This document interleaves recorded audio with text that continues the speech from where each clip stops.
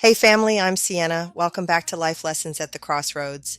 There's something we don't talk about enough in the church, not because it's not real, but because we're afraid to go there. I'm talking about shame, the kind that follows you even after God has forgiven you, the kind that makes you smile in public, but cry in private, the kind that says, "You're not good enough. You messed up too bad. God could never use that." But here's what I need you to know. Shame is not your story. Grace is.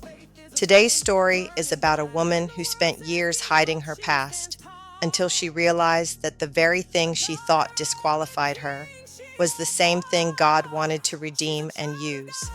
So if you've ever questioned whether your past makes you unworthy, lean in. This one is for you. Here's today's story.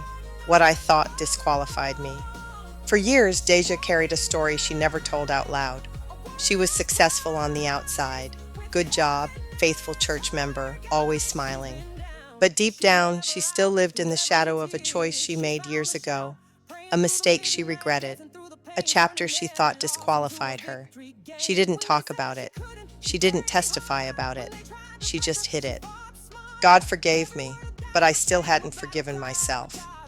One Sunday, a guest speaker shared their testimony, raw, real, and unfiltered. It sounded too much like Deja's. She started fidgeting in her seat. Her heart raced. What if people knew? What would they think? I'm not ready to go there. But that voice, that whisper of shame, was immediately interrupted by something deeper. You've been quiet too long, but your story isn't your shame. It's your strength. The next week, Deja met with a small group of women at church.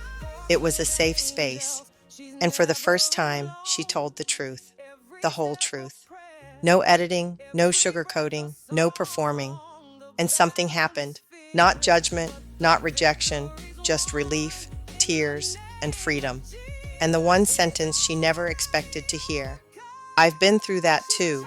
I thought I was the only one. What Deja thought disqualified her became her ministry. She started mentoring women and writing devotionals, and the very thing she hid in shame became the door God used to heal others. She realized, my past isn't my prison, it's my platform, and shame can't live where grace has moved in. God doesn't throw you away because of your mistakes. He rewrites the story and then uses it to reach someone else. You are not your past. You are not your lowest moment. You are not the thing you swore you'd never tell. You are redeemed, restored, and repurposed for His glory. Let's reflection on Deja's story. Let's be real. Most of us have something we've carried in silence. A choice, a chapter, or even a scar. And somewhere deep down, we believe the lie that it disqualified us. That if people knew, they'd leave. That if God really saw it, He'd take His hand off us. But hear me clearly. There is no condemnation for those who are in Christ Jesus. Romans 8:1. And that means your past has no power to cancel your purpose. God doesn't call the flawless. He calls the willing. He takes broken pieces and makes masterpieces. So if shame has kept you quiet, if guilt has kept you small, if fear has kept you hidden, let this be your moment to say, I am not who I used to be. I am who God says I am.